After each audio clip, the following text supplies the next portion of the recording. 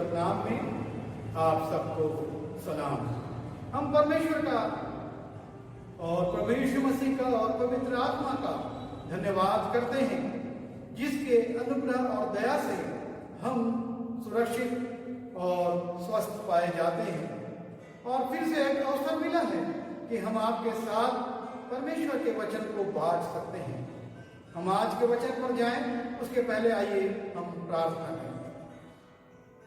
हमारे जीवित दयालु कृपालु अनुग्रहकारी परमेश्वर पिता, हम आपके चरण पर आते आपका धन्यवाद करते कि आपने हमको एक अवसर और दिया है कि हम आपके संतों भक्तों के साथ इस आत्मिक संगति को कर सकते हैं।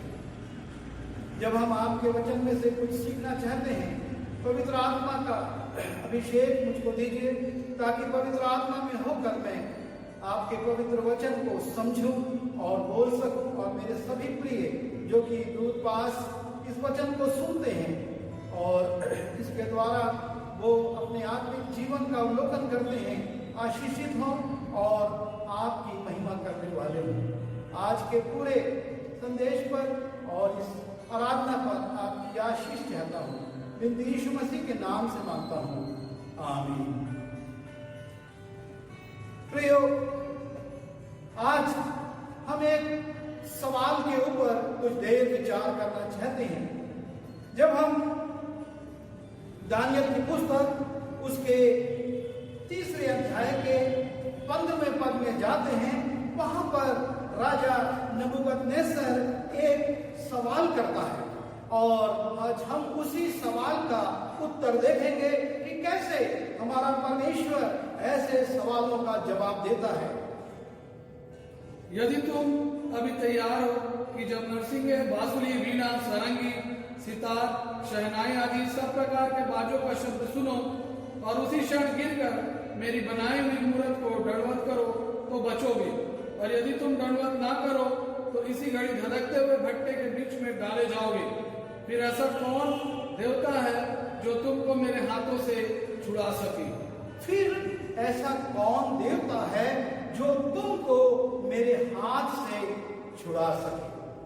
राजा नबूकदनेस्सर शद्रक, मेशक और अबेदनगो को चुनौती देता है कि मैंने जो मूर्ति बनाई है और जो स्थापित की गई है, और जब सारे लोग उसकी आराधना करें, तुमको भी उसको गिरकर सलाम करना है, प्रणाम करना है।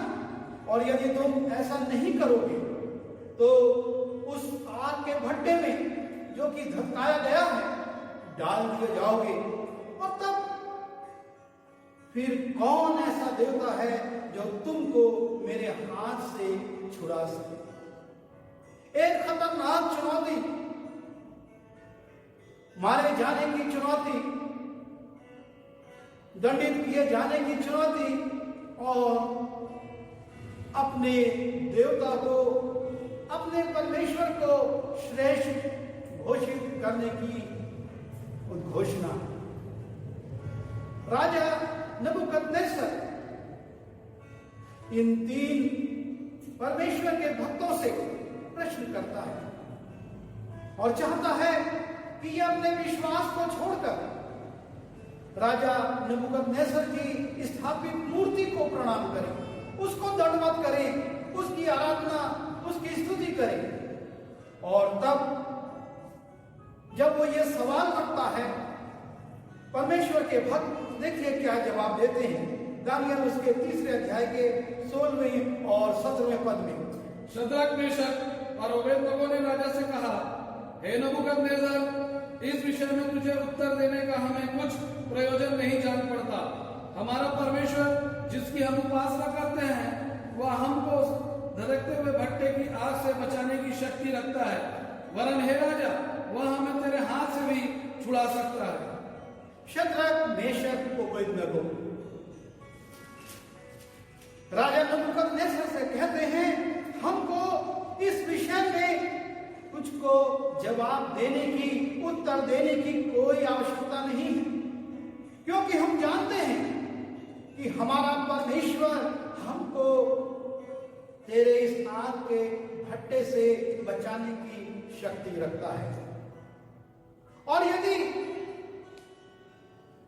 हम उसमें डाल भी दिए गए तो हम बच सकते हैं, और साथ ही साथ हमारा परमेश्वर तेरे हाथ से भी हमको छुड़ा सकता है। आज जो हम गुलामी की दशा में हैं, आज जब हम तेरी अधीनता में हैं, हमारा परमेश्वर हमको इससे भी मुक्त कर सकता है। और इसलिए हम ये जरूरी नहीं समझते कि हम तुझको कुछ जवाब दें। हमारे परमेश्वर की शक्ति को हम जानते हैं और राजा के सामने बड़ी हिम्मत के साथ एक साक्षी देना कि मेरा परमेश्वर क्या सामर्थ रखता है। उसने तो कहा कि ऐसा कौन देवता है जो तुमको मेरे हाथ से छुड़ा सके।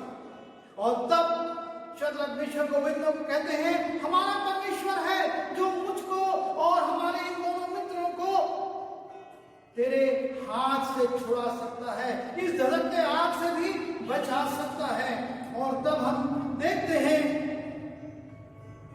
दानियल उसके 3 अध्याय के 24वें और 25वें पद में, तब नबूकदनेस्सर राजा अचंभित हुआ और घबरा कर उठ खड़ा हुआ और अपने मंत्रियों से पूछने लगा, क्या हमने उस आग के बीच में 3 पुरुष बंधे हुए नहीं डलवाए? उन्होंने राजा को उत्तर दिया, हाँ राजा, सच बात है। फिर उसने कहा, अब मैं देखता हूँ कि 4 पुरुष आग के बीच खुले हुए टहल रहे हैं और उनके कुछ भी हानि नहीं पहुंची, और चौथे पुरुष का स्वरूप ईश्वर के पुत्र के सदृश है। सारी घटना घट गई जब राजा ने ये प्रत्युत्तर सुना कि हमारा परमेश्वर हमको इस आग के भट्टे से बचा सकता है, तेरे हाथ से बचा सकता है। नबूकदनेस्सर क्रोध से भर गया और 7 गुना भट्टे को भड़का दिया गया, उसकी आग तेज कर दी गई और कुछ वीर पुरुषों के द्वारा इन तीनों को भट्टे में डाल दिया गया। और तब शुरू होता है शद्रक मेशक अबेदनगो की गवाही का जवाब। राजा चौंक जाता है, अपने मंत्रियों से घबरा कर पूछता है, हमने 3 लोगों को आग के भट्टे में डाला था। होना तो यह था कि भट्टे में डालते ही ये भाप बन जाते, समाप्त हो जाते, इनका अस्तित्व समाप्त हो जाता। लेकिन अब मैं देख रहा हूं कि वहां पर 4 व्यक्ति उस आग में टहल रहे हैं। वो घबरा कर अपने मंत्रियों से पूछता है, सच में देखो, क्या हमने 3 ही नहीं डाले थे? फिर ये चौथा कौन आ गया? और मुझको तो इसका स्वरूप ईश्वर के पुत्र के सदृश लगता है। वो राजा जो बड़े गर्व से कह रहा था, कौन ऐसा देवता है जो तुमको मेरे हाथ से बचा सकता है, अब वो खुद घबरा गया है और खड़ा हो गया है अपने सिंहासन पर से और अपने मंत्रियों से पूछ रहा है, ये क्या हो रहा है? हमने 3 लोगों को डाला था और वहां पर 4 लोग, सारे बंधन खुल गए हैं और टहल रहे हैं। हाँ मित्रों, हमारा परमेश्वर उस आग के भट्टे से अपने लोगों को बचाने की शक्ति रखता है, उनके हाथ से छुड़ाने की शक्ति रखता है। और इसीलिए जब शद्रक मेशक अबेदनगो ने इस बात की साक्षी दी, परमेश्वर ने अपने पुत्र को भेज दिया कि जाओ मेरे दासों की रक्षा करो और उनको बताओ कि मैं तुम्हारा वो सच्चा परमेश्वर हूं जिसकी साक्षी तुमने दी थी। और शद्रक मेशक अबेदनगो उस आग के भट्टे में बड़े आनंद के साथ अपने प्रिय परमेश्वर के पुत्र के साथ घूम रहे। राजा को जवाब मिल गया, कौन ऐसा देवता है? हाँ, शद्रक मेशक अबेदनगो का जो देवता है वो ये सामर्थ रखता है, वो ये शक्ति रखता है कि आग के भट्टे से अपने लोगों की रक्षा करे। क्योंकि उसने यशायाह में लिखवा दिया था, यदि तू आग में से होकर गुजरे तो भी तू हानि से तेरी हानि ना होगी। और उसने इस बात को इस राजा के सामने जो बड़ा घमंड कर रहा था, जिसके पास एक प्रश्न था, कौन ऐसा देवता है, उस उसके सामने प्रकट कर देता है कि हमारा परमेश्वर शद्रक मेशक अबेदनगो का परमेश्वर इस सामर्थ को रखता है। उसके बाद जब हम दानियल की पुस्तक उसके 6वें अध्याय में जाते हैं और हम उसके 24 और 19 और 20 पद को देखते हैं। दानियल 6:19-20। भोर को पांव फटते ही राजा उठा और सिंहों के गड़े की ओर फुर्ती से चला गया। तब राजा गड़े के निकट आया, तब शोक परिवाणी से चिल्लाने लगा और दानियल से कहा, हे दानियल, हे जीवित परमेश्वर के दास, क्या तेरा परमेश्वर जिसकी तू नित्य उपासना करता है तुझे सिंहों से बचा सकता है? हे दानियल, हे जीवित परमेश्वर के दास, क्या तेरा परमेश्वर जिसकी तू नित्य उपासना करता है तुझे सिंहों से बचा सकता है? नबूकदनेस्सर कह रहा है कि क्या कोई ऐसा देवता है जो मेरे हाथ से तुमको बचा सकता है? और यहाँ पर हम देखते हैं राजा दारा पूछ रहा है दानियल से, उस दानियल से जिसको उसने रात के समय, शाम के समय सिंहों की मांग में डलवा दिया था और उसके बाद उसको कोई आशा नहीं थी। रात भर वो बेचैन रहा, कोई भी भोज्य वस्तु और आनंद की वस्तु उसके पास नहीं पहुंचाई गई। और जैसे ही भोर हुआ वो उठा और लिखा है फुर्ती से चला, बड़ी तेजी से राजा चला आ रहा है उन सिंहों की मांग के पास और चिल्लाकर पूछ रहा है, क्या तेरा परमेश्वर सिंहों से तुझको बचा सका है? एक सवाल है राजा पूछ रहा है उस व्यक्ति से जिसको रात में ही सिंहों को खा लेना था, जिसको मार पर जाना था, जिसकी हड्डियां भी नहीं बचना थी, लेकिन राजा एक उम्मीद में, एक आशा में पूछ रहा है, क्या ऐसा जीवित परमेश्वर है जो कि इन सिंहों से अपने दास की, जो उसकी उपासना करते हैं, उनको बचा सकता है, उनकी रक्षा कर सकता है? और तब हम देखते हैं दानियल का प्रत्युत्तर उस 6 उसके 22 में, मेरा परमेश्वर ने अपना दूत भेजकर सिंहों के मुंह को ऐसा बंद कर रखा कि उन्होंने मेरी कुछ भी हानि नहीं की। इस कारण यह है कि मैं उसके सामने निर्दोष पाया गया और हे राजा, तेरे सम्मुख भी मैंने कोई भूल नहीं की। मेरे परमेश्वर ने अपना दूत भेजकर, मेरी कोई योग्यता नहीं, मेरी कोई शक्ति नहीं कि मैं इन सिंहों के मुंह को बंद कर दूं, लेकिन एक ही है और वो है मेरा परमेश्वर जिसने कि अपने दूत को भेजा और इसलिए भेजा कि सिंहों का मुंह बंद कर दिया जाए और ये सिंह मुझको हानि नहीं पहुंचा सके। ये बैठे हुए हैं और मैं तुझसे बात कर रहा हूं क्योंकि मैं परमेश्वर के सामने निर्दोष था।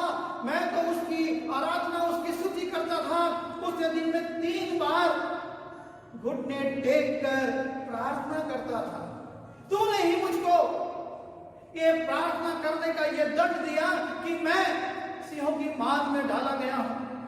पर राजा, मेरा परमेश्वर इन सिंहों से और तेरी राज आज्ञा से भी ऊपर है और इसलिए जब मैं तेरे सामने निर्दोष था, मुझको परमेश्वर ने दंडित होने नहीं दिया और इन सिंहों को भेजा उसने और इन सिंहों के ऊपर उसने अपने दूत को भेज दिया जो कि उसकी अधीनता में मुझको हानि नहीं पहुंचा सकी। यह है हमारे परमेश्वर का उत्तर।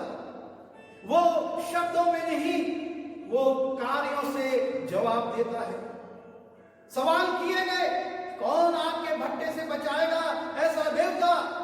परमेश्वर शांत रहा, उसने कुछ नहीं कहा। उसके दासों ने कहा हमारा परमेश्वर बचाएगा और उसने कार्य किया और शद्रक मेशक अबेदनगो को बचा लिया। राजा ने कहा क्या ये सिंह तुझको बचा सके, छोड़ सके हैं? हाँ, मेरे परमेश्वर ने अपना दूत भेजा है और मैं सुरक्षित पाए जाता हूं। जब हम यशायाह की पुस्तक में जाते हैं और यशायाह की पुस्तक उसके 36वें अध्याय के 13वें पद से 20वें पद को देखते हैं, एक ये बड़ा अंश है, पर यहाँ की घटना मैं आपको बताता हूं कि राजा हिजकिय्याह के सामने एक प्रश्न आ गया है। उसके सामने एक प्रश्न आ गया है कि राजा सन्हेरीब पूछ रहा है, कौन देवता ऐसा है जिसने हम तुमको या दूसरे लोगों को बचाएगा। जब हम यशायाह उसके 36वें अध्याय के 18वें पद को देखें, ऐसा ना हो कि हिजकिय्याह यह कहकर तुमको बहकाए कि यहोवा हमको बचाएगा। क्या और जातियों के देवताओं ने अपने अपने देश को अशूर के राजा के हाथ से बचाया है? तुमको राजा हिजकिय्याह धोखा ना दे, तुमको झूठी तसल्ली ना दे। सन्हेरीब बोल रहा है कि तुम्हारा राजा तुमको धोखा देने वाला है। वो कहता है कि कौन सन्हेरीब से बचाएगा, हम या हमारा परमेश्वर यहोवा हमको बचाएगा।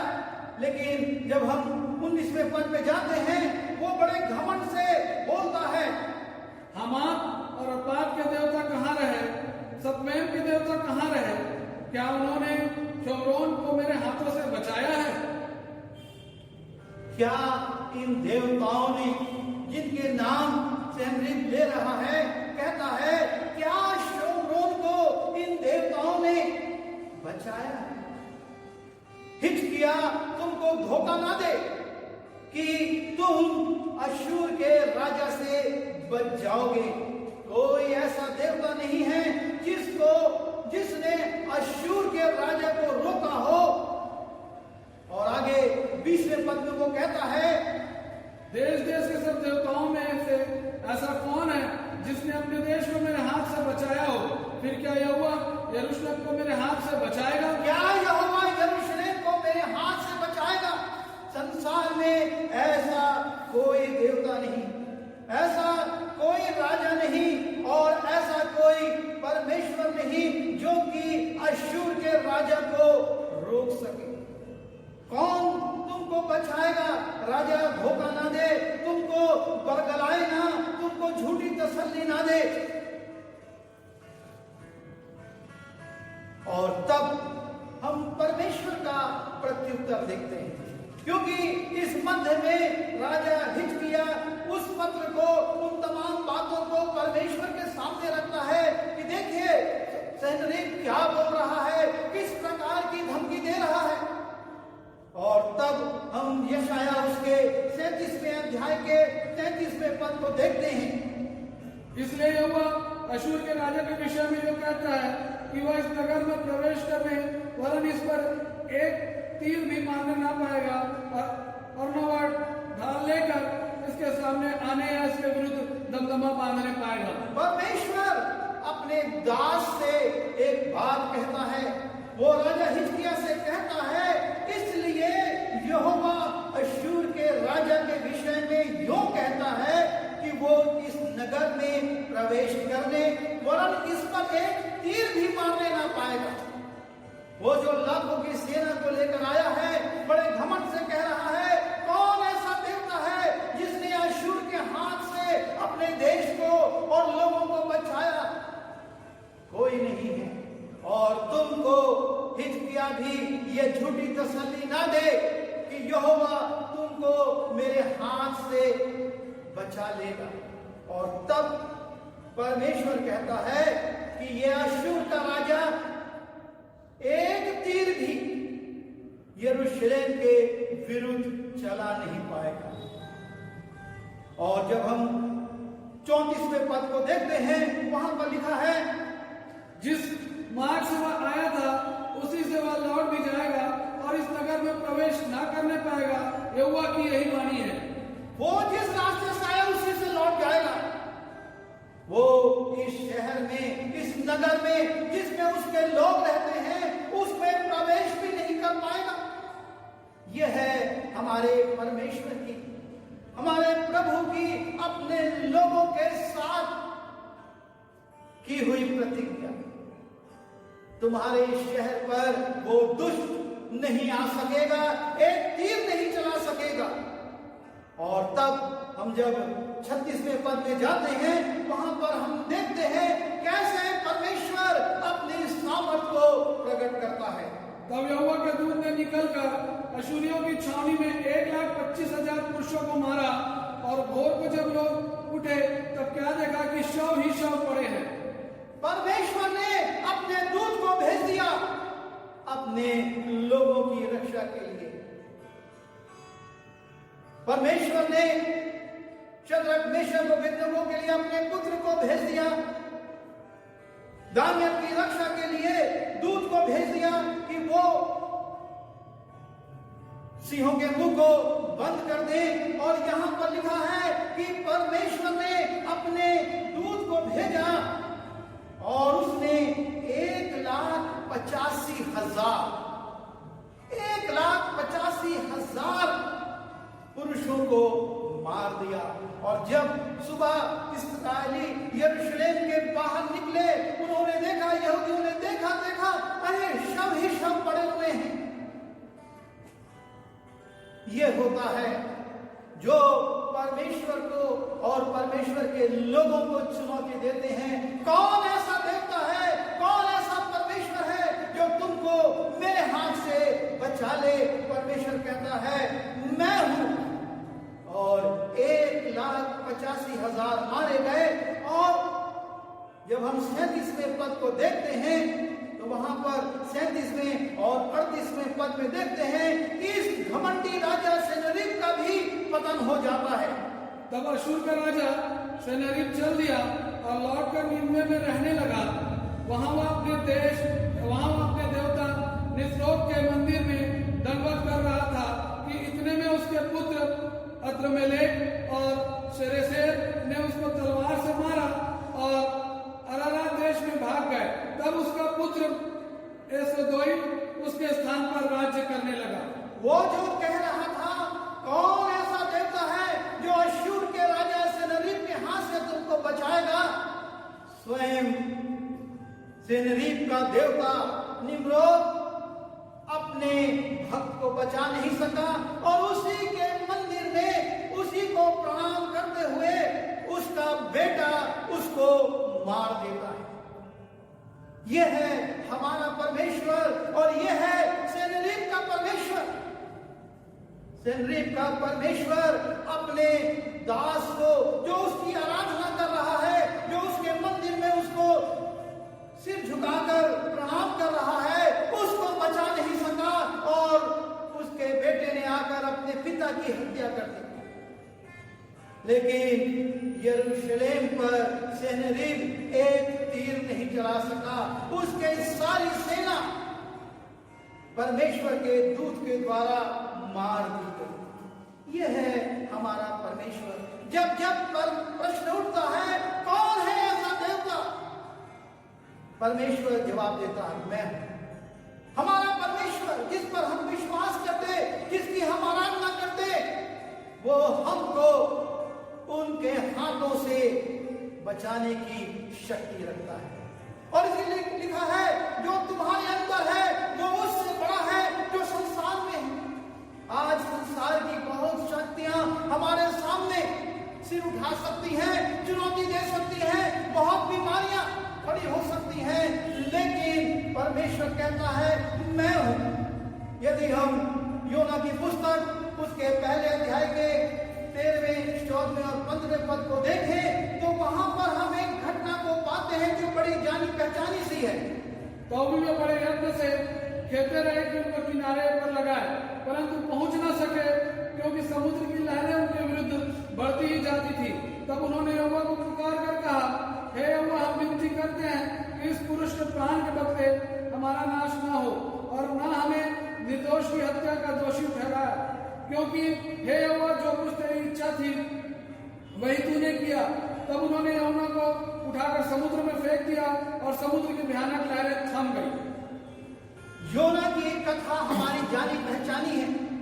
परमेश्वर ने कहा था कि नीनवे जा और लोगों को प्रचार कर, मन फिराएं वरना 40 दिन बाद ये बड़ा शहर उलट पुलट जाएगा, इसमें भयानक मृत्यु आ जाएगी और लोग नाश हो जाएंगे। पर योना नींद में ना जाकर तर्शीश की ओर भाग जाता है, और जब वो जहाज में है, जहाज को बड़ी बड़ी लहरें रोकती हैं, तूफान आता है, मल्लाह सारा प्रयास करते हैं, सफल नहीं होते हैं। और तब जब जानते हैं योना के कारण ये विपत्ति आई है, वो कहते हैं, हे परमेश्वर, हमको योना के रक्त से, उसके खून से क्षमा दे। और वो उठाकर योना को समुद्र में फेंक देते हैं। प्रश्न उठता है, कौन ऐसा देवता है जो योना को इस भयानक परिस्थिति से बचा सकता है? कौन ऐसा देवता है जो कि उनकी रक्षा कर सकता है? और तब हम देखते हैं परमेश्वर अपना उपाय प्रकट करता है। रोज सोचते हैं हमने योना को समुद्र में डाल दिया और योना अब मर गया होगा और उसका दोष उस पर ना आए, क्योंकि हम उसको मारना नहीं चाहते थे, लेकिन हम तो अपने आप को बचाना चाहते थे और इसलिए परमेश्वर की इच्छा अनुसार हमने उसको समुद्र में डाल दिया, क्योंकि योना ने ही ये उपाय बताया था। अब योना का क्या होगा? योना तो मारा गया, लेकिन परमेश्वर उपाय करने वाला परमेश्वर है, वो छोड़ता नहीं है। और हम देखते हैं 17वें पद में यहोवा ने एक बड़ा सा मछ ठहराया था कि योना को निकल ले, और योना उस महामछ के पेट में 3 दिन और 3 रात पड़ा रहा। परमेश्वर ने एक बड़ा सा मछ ठहराया था। परमेश्वर ने एक नियुक्त किया था मछ को कि वो आए उस समुद्र में, उसकी गहराई में, जबकि योना चला जा रहा है, उसको निकल ले और उस मछ को उस स्थान से जहां पर कि उसको उगलना था वहां तक जाने में 3 दिन लगे। लेकिन परमेश्वर योना की रक्षा करता रहा और उसको सुरक्षित रखा, और 3 दिन बाद वो मछ उसको भूमि पर उगल देता है। यह है परमेश्वर की सामर्थ। वो मल्लाह जो जहाज चला रहे थे सोच रहे होंगे योना मर चुका, उसको बड़ी बड़ी मछलियों ने निगल लिया होगा, खा लिया होगा, लेकिन परमेश्वर ने उसके लिए एक उपाय ठहराया था और इस अद्भुत रीति से परमेश्वर ने उसको बचा लिया ताकि जो काम उसको सौंपा गया था वो पूरा कर सके। कौन ऐसा देवता है, कौन ऐसा परमेश्वर है जो इस रीति से अपने लोगों को बचाकर सुरक्षित पहुंचवा सके? समुद्र के बीच में से पता नहीं कितने 1000 किलोमीटर वो मछ तैरा होगा और तब भूमि पर पहुंचा। उसको 3 दिन लग गए और 3 दिन तक योना उसके पेट में रहा। हम और आगे जब बढ़ते हैं तो हम पाते हैं एक और पात्र को जिसको चुनौती दी जाती है, कौन तुझको बचाएगा?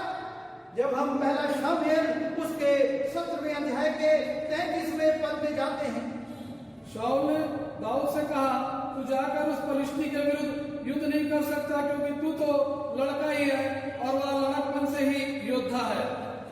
राजा शाऊल दाऊद से कहता है, तू उस पलिश्ती का सामना नहीं कर सकता, क्योंकि तू तो लड़का ही है और ये पलिश्ती जो है वो लड़कपन से युद्ध करता आया है। और ये पलिश्ती भी बहुत घमंड में था। इसको एक घमंड था कि कौन मुझको हराएगा, और इसलिए वो परमेश्वर की सेना को ललकारता है। और तब हम देखते हैं पहला शमूएल उसके 17वें अध्याय के 45वें और 46वें पद में, और उसके पहले हम 43 और 44वां पद देखेंगे। तब पलिश्तियों ने दाऊद से कहा, क्या मैं कुत्ता हूं कि तू लाठी लेकर मेरे पास आता है? तब फलिश्ती अपने देवता के नाम लेकर दाऊद को कोसने लगा। फिर फलिश्ती ने दाऊद से कहा, मेरे पास आ, मैं तेरा मांस आकाश के पक्षियों और वन पशुओं को दे दूंगा। मेरे पास आ, मैं तेरे मांस को आकाश के पक्षियों को, इन पशुओं को दे दूंगा, क्योंकि कौन ऐसा देवता है जो मुझ महान योद्धा से तुझको बचा सकेगा, जबकि तू एक लाठी लेकर आ रहा है, तेरे पास तो हथियार तक नहीं है। लेकिन हमारा परमेश्वर वहीं पर काम करता है। और दाऊद उस फलिश्ती को चुनौती देता है 45 और 46 पद में। दाऊद ने फलिश्ती से कहा, तू तो तलवार और भाला और सांग लिए हुए मेरे पास आता है, परंतु मैं सेनाओं के यहोवा के नाम से तेरे पास आता हूँ, जो इस्राएली सेना का परमेश्वर है, और उसी को तूने ललकारा है। आज के दिन यहोवा तुझको मेरे हाथ में कर देगा, और मैं तुझको मारूंगा और तेरा सिर तेरे धड़ से अलग करूंगा, और मैं आज के दिन फलिश्ती सेना के शव आकाश के पक्षियों और पृथ्वी के जीव जंतुओं को दे दूंगा। तब समस्त पृथ्वी के लोग जान लेंगे कि इस्राएल में एक परमेश्वर है। तब समस्त पृथ्वी के लोग जान लेंगे। कब जान लेंगे? जब बिना तलवार लिए, बिना हथियार लिए ये अल्पायु का युवा चला जा रहा है उस अनुभवी योद्धा से सामना करने के लिए, उससे लड़ने के लिए, उसको घात करने के लिए, और चुनौती दे रहा है, मैं तेरा सिर आज काटूंगा। तलवार नहीं उसके पास, पर उसको विश्वास है, मैं तो अपने परमेश्वर का नाम लेकर आ रहा हूं। तेरे पास बहुत हथियार हैं, पर मेरे पास सिर्फ एक नाम है, और सारा विश्व जानेगा कि यहोवा ही परमेश्वर है और इस्राएल में वो काम करता है।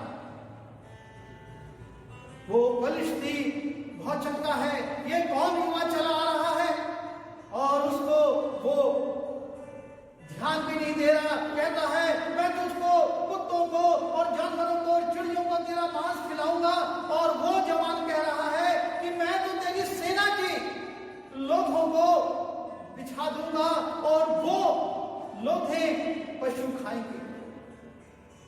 और तब हम देखते हैं परमेश्वर जब खड़ा होता है, परमेश्वर जब सामने आता है तो क्या होता है। और उसका पहला शामिल उसके 7वें अध्याय के 39वें, 49वें और 50वें पद में हम देखते हैं, फिर दाऊद ने अपनी थैली में हाथ डालकर उसमें से एक पत्थर निकाला और उसे गोफन में रखकर फलिश्ती के माथे पर ऐसा मारा कि पत्थर उसके माथे के भीतर घुस गया और वह भूमि पर मुंह के बल गिर पड़ा। जो दाऊद ने फलिश्तियों पर गोफन और एक ही पत्थर के द्वारा प्रबल होकर उसे मार डाला, परंतु दाऊद के हाथ में तलवार न थी। तलवार नहीं थी उसके पास। उसने कहा था कि मैं तेरा सिर काटूंगा। परमेश्वर ने कहा, मैं तेरी जुबान की इज्जत करता हूं, क्योंकि मैं तेरा परमेश्वर हूं। तेरे पास तलवार नहीं है, एक गोफन है, और उससे तूने इस वीर गोलियत को मार गिराया है। सारी फलिश्ती की सेना देख रही है और भाग रही है वापस कि उनका वीर सैनिक कैसे मारा गया। सिर्फ एक नाम से। तेरे पास तो हथियार हैं, पर मेरे पास एक परमेश्वर है। वो परमेश्वर है जो मुझको और पूरे इस्राएल को तेरे हाथ से बचा सकता है। और तब हम देखते हैं परमेश्वर कैसे दाऊद की इच्छा को पूरा करता है। 51वां पद हम पढ़ें। तब दाऊद दौड़कर फलिश्ती के ऊपर खड़ा हो गया और उसकी तलवार पकड़कर म्यान से खींची और उसको घात किया और उसका सिर उसी की तलवार से काट डाला। यह देखकर कि हमारा वीर मर गया, फलिश्ती भाग गए। दाऊद दौड़ता है, फलिश्ती पर चढ़ जाता है, उसकी तलवार खींचता है, उसके सिर को अलग कर देता है, क्योंकि उसने कहा था कि मैं तेरा सिर तलवार से काटूंगा। आपके हाथ में, मेरे हाथ में तलवार हो ना हो, लेकिन मेरा परमेश्वर आपके द्वारा और मेरे द्वारा कहे गए एक एक शब्द की इज्जत करता है, एक एक शब्द की कीमत रखता है। उसने कहा, शद्रक मेशक अबेदनगो ने, हमारा परमेश्वर इतनी सामर्थ रखता है कि इस भट्टे से बचा ले, और परमेश्वर ने उनको उस आग के भट्टे से बचा लिया। राजा नबूकदनेस्सर खड़े होकर देख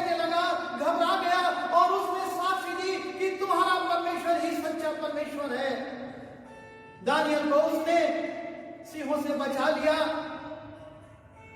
हिजकिय्याह को और यरूशलेम को उसने सन्हेरीब के हाथ से अपना दूत भेजकर बचा लिया। योना को उसने मगरमच्छ के माध्यम से बचा लिया और फिर से भूमि पर उगलवा दिया। और दाऊद को गोलियत के हाथ से परमेश्वर ने बचाया और गोलियत की तलवार से ही दाऊद ने उसके सिर को काट डाला। हमारा परमेश्वर आज भी वही सामर्थ रखता है, क्योंकि वचन में लिखा है आजकल और यूनानियों वो एक सा परमेश्वर है, ना वो बदला है और ना वो बदलेगा। आवश्यकता इस बात की है कि हम इन पात्रों के समान अपने अंदर एक दृढ़ विश्वास को रखें और संसार के सामने साक्ष्य दें, हाँ हमारा परमेश्वर हमको बचा सकता है। विपत्ति कितनी बड़ी हो, बीमारी कितनी बड़ी हो, महारोग हो, लेकिन हमारा परमेश्वर बचा सकता है और बचाएगा। और अपने लोगों के लिए वो कहता है, जब हम मत्ती रचित सुसमाचार उसके 19वें अध्याय के 26वें पद में को पढ़ते हैं, यीशु ने उसकी ओर देखकर कहा, मनुष्य से तो यह नहीं हो सकता, परंतु परमेश्वर से सब कुछ हो सकता है। मनुष्य से तो ये नहीं हो सकता कि इस आग के भट्टे से किसी को बचा ले। मनुष्य से ये नहीं हो सकता कि सिंहों की मान से किसी को जीवित निकाल ले। मनुष्य से ये नहीं हो सकता कि 1,85,000 लोगों को एक रात में मार दे। मनुष्य से ये नहीं हो सकता कि बीच समुद्र में डाल दिए गए मनुष्य को निकाल ले। और मनुष्य से ये नहीं हो सकता कि युद्धवीर को वो एक पत्थर से मार ले और उसी की तलवार से उसके गले को काट दे। लेकिन परमेश्वर से सब कुछ हो सकता है। और यीशु मसीह यही कहते हैं, मनुष्य से नहीं हो सकता, लेकिन परमेश्वर से सब कुछ हो सकता है। और आज भी हमारा परमेश्वर सब कुछ करने को तैयार है, बशर्ते हमारा विश्वास इन लोगों के अनुरूप हो। हम ऐसा विश्वास लोगों पर प्रकट करें, हमारा परमेश्वर बचा सकता है। और इसलिए आज आइए हम सब एक साथ इस बात को कहें कि हमारा परमेश्वर हमें कोरोना से भी बचा सकता है। हमारा परमेश्वर इस महारोग से हमारी रक्षा कर सकता है। हम अपने अपने स्थान पर अपने प्रभु की साक्षी में इस बात को दोहराएं कि हाँ, मेरा परमेश्वर मुझे इस महामारी से, इस कोरोना से बचा सकता है। आइए हम प्रार्थना करें। प्रभु जी, हम आपके चरणों पर आते हैं। जब हम आपके वचन को पढ़ते हैं, हम पाते हैं आप महान परमेश्वर हैं और अपने लोगों को अद्भुत रीति से बचाते हैं। और आज जबकि प्रभु हमारे देश में और पूरे संसार में ये महामारी व्यापक रूप से फैली हुई है, 2.5 लाख से ज्यादा लोग इससे मारे जा चुके हैं और 25 से 30 लाख लोग इससे प्रभावित हैं। प्रभु जी, हम इन पात्रों को स्मरण करते हैं और यही कहते हैं कि हमारा परमेश्वर हमको, हमारे परिवार को, हमारे शहर को और हमारे देश को और इस विश्व को इस महामारी से बचा सकता है। प्रभु जी, हमारे विश्वास को बढ़ाइए और हमको अपने स्थान पर दृढ़ रूप से खड़ा रहने की शक्ति दीजिए। आपने प्रार्थना सुनी, धन्यवाद। बिंदी यीशु मसीह के नाम से मांगता हूं, आमीन। आइए आशीष ग्रहण करें। अब परमेश्वर पिता का प्रेम, प्रभु यीशु मसीह का अनुग्रह और पवित्र आत्मा की सहभागिता इस वचन को सुनने वाले प्रत्येक लोगों के साथ प्रभु यीशु मसीह के दूसरे आगमन तक बनी रहे।